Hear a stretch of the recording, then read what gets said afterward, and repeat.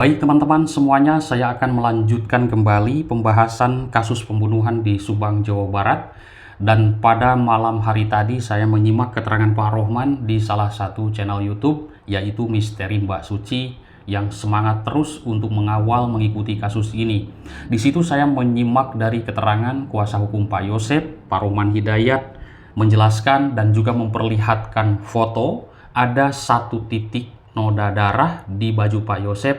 Dan di situ Pak Rohman ada sebuah statement mengatakan bahwa ini adalah sebuah kebohongan besar waktu di persidangan itu, dan di sini hanya ada satu titik. Lalu Pak Rohman pun memberikan sebuah buktinya, itu sudah ditulis oleh Puslapor. Nah, di sini masyarakat banyak juga yang bertanya, yang saya simak ya, ini dari fakta sidang. Di persidangan disebutkan ada 5 titik noda darah dan itu adalah darah kental.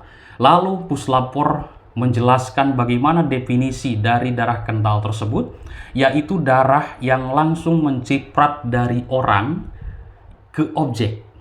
Seperti itu. Jadi belum terkontaminasi oleh air atau oleh zat-zat yang lainnya. Jadi langsung asli seperti itu. Beliau menjelaskan secara gamblang di persidangan. Nah, lalu menyimak lagi dari statement Pak Rohman Hidayat, karena ini kita membahas harus berimbang juga. Nanti kita bahas Danu juga, bagaimana kenapa ada 2 DNA asing yang belum diketahui, yang belum juga dideteksi pembandingnya, seperti itu. Pak Rohman dalam sebuah statementnya, kita semuanya jangan terkecoh dari fakta persidangan, seperti itu. Teman-teman bisa simak kembali, teliti kembali kemana arah dan maksud dari Pak Rohman ini. Karena memang saya pun melihat ya teman-teman, dari fakta sidang Danu, dari fakta sidang Pak Yosep ini bertolak belakang.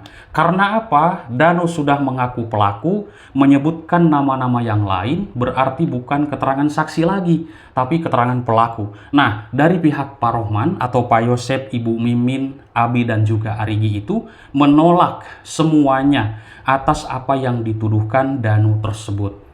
Bagi saya sendiri sebagai warga masyarakat, mau banyak ratusan titik noda darah, baik di baju Danu, di baju Pak Yosep pun, tidak jadi persoalan teman-teman. Intinya kasus ini terungkap demi keadilan. Seperti itu. Ini bukan hal menang dan kalah. Wah, Pak Yosep kalah tuh, Danu menang. Misalkan, wah, Pak Yosep menang tuh, Danu kalah nih. Misalkan, ini bukan seperti itu prinsip yang saya pegang selama ini. Demi keadilan. Saya memviralkan kasus ini, membahas kasus ini agar jangan sampai terlupakan, tenggelam. Karena apa? Kita sudah menyimak dari keterangan Dr. Hastri yang begitu rusak sekali keadaan kedua korban, hancur, bahkan ini tulang tengkoraknya pun sudah hancur dan sudah copot dari pangkal leher ini. Nah, ini kan teman-teman penyiksaan yang sangat luar biasa. Kalau misalkan para pelakunya ini tidak tertangkap, tidak terungkap, tidak dipenjara, waduh kacau pula ini ke apa kota Subang ya. Kota Subang nih makin seram seperti itu. Keluar malam pun masyarakat takut kan. Nah, kalau misalkan sekarang sudah tertangkap, sudah divonis, sudah tentram ya. Nah teman-teman, sekarang intinya ikuti sampai tuntas. Kasus Subang ini sebentar lagi akan ada putusan jaksa penuntut umum dan juga putusan hakim. Dikabarkan kemarin, kabarnya tanggal 20 atau 27 ya, di bulan Juni, seperti itu. Ini menarik luar biasa. Nanti kita ikuti bagaimana endingnya kasus Subang ini, siapa sih sebenarnya yang akan vonis. Ini kan pasal yang dihadapi berat 340 ya, seumur hidup, 20 tahun penjara, hukuman mati. Baik, teman-teman, fakta, data saya mengambil dari fakta persidangan, tidak mengambil dari luar. Ini keterangan dari Puslapor. Banyak itu yang di samping. Nah, yang ditanyakan, Ya. yang ditetes, ada atau tidak gitu loh. Ada, tapi ini sudah bercampur dengan tanah-tanah. Baik, teman-teman, ketika dari Puslapor ini ditanyai, apakah ada noda darah di depan pintu maksudnya. Jadi pintu yang mau keluar dari rumah TKP tersebut. Nah, di sini mengatakan dari Puslapor ini di situ ada darah sedikit, cuman sudah tercampur oleh tanah, oleh pasir. Ya kita lihat sendiri, di tanggal 18 pas kejadian, banyak kali orang yang masuk, bukan inapis, bukan polisi, masyarakat. Teman-teman bisa menyimak jejak digital. Coba kita dengarkan ya.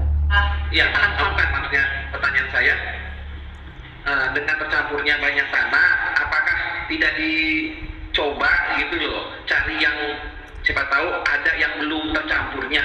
Karena pengalaman kami tanah itu merusak, jadi kami tidak mengambil. Iya. Ya lanjut.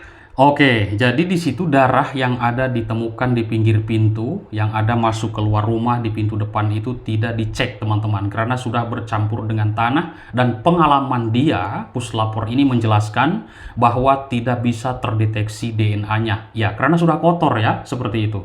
Ada atau tidak gitu? Ada, tapi sudah bercampur dengan tanah-tanah.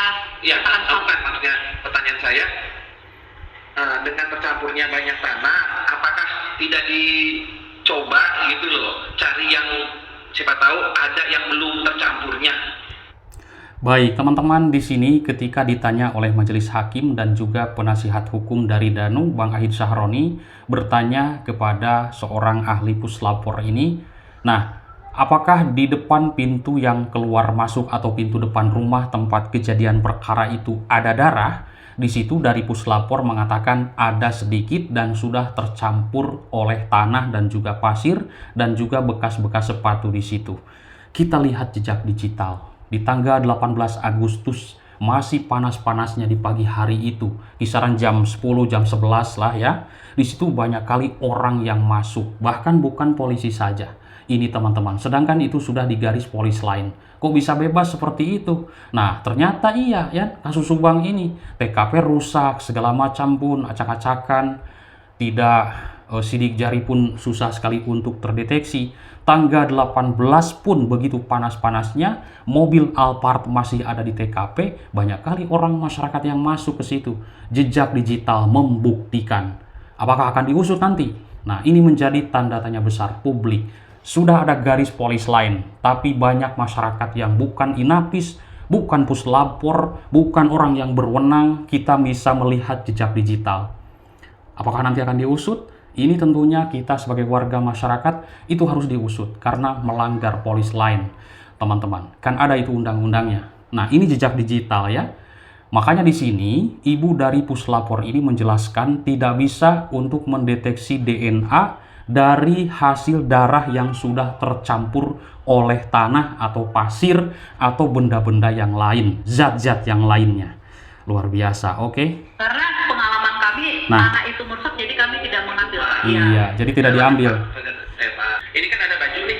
Iya. Baju? Yang saudara teliti. Nah, terus ada ditemukan beberapa bercak kan? Iya. Nah, ada berapa bercak? Ada 5 titik. Nah, 5 titik. Nah, itu 5 titik yang bercak yang saudara lab. Nah, itu saudara bisa dikatakan apa namanya, darah pekat. Iya. Ya. Baik, teman-teman, di sini puslapor mengatakan ada 5 bercak dan itu dikatakan oleh puslapor ini adalah darah pekat atau kental ya yang ada di baju tersebut. Ada 5. Ini fakta persidangan. Oke? Darah pekat yang tidak istilahnya Tidak bercampur dengan air. Ya. tidak terkontaminasi kan, baik dengan air, dengan mungkin dengan cat, Iya. dengan kondisi seperti kayak begitu, misalkan, nah bisa nggak ahli menyimpulkan, walaupun ini bukan istilahnya belum tentu keahlian ahli ya, jadi dengan misalnya temu di darah ini ada bercakan pekat, nah bisa nggak menyimpulkan? Nah, Baik, kalau ini berdasarkan keahlian saya ya Pak, dan pengalaman saya. Nah. Kalau pengalaman saya, kalau orang yang ada darah korban di dalam pakaiannya itu pasti ada di TKP. Wow. Ya, kalau itu saya simpulkannya seperti itu. Wow. Nah, entah dia menolong atau enggak itu di luar dari sepengetahuan saya. Ya, Tetapi kalau betul. misalkan melihat dari TKP yang begitu banyak ceceran darah, kalau memang dia menolong pasti tidak berbentuk titik-titik, Iya. tapi pasti kayak sebaran. Oke, teman-teman, kita sudah memahaminya. Ternyata jadi bercak itu berbeda seperti kita menolong mayat atau ada darahnya, itu akan berbeda, bukan seperti cipratan. Dan ini ahli sudah menjelaskan bahwa ada titik nodanya itu di dada. Dan kalau gesekan berarti akan ke pinggir seperti itu. Itu inti yang sudah saya simak, dan di sini puslapor mengatakan ada 5 bercak. Seperti itu. Ini fakta persidangan, tidak ada mengarang, tidak ada apapun dalam pembahasan ini. Sesuai dengan apa yang dikatakan puslapor. Terima kasih atas perhatiannya. Nanti kita sambung lagi. Bye-bye.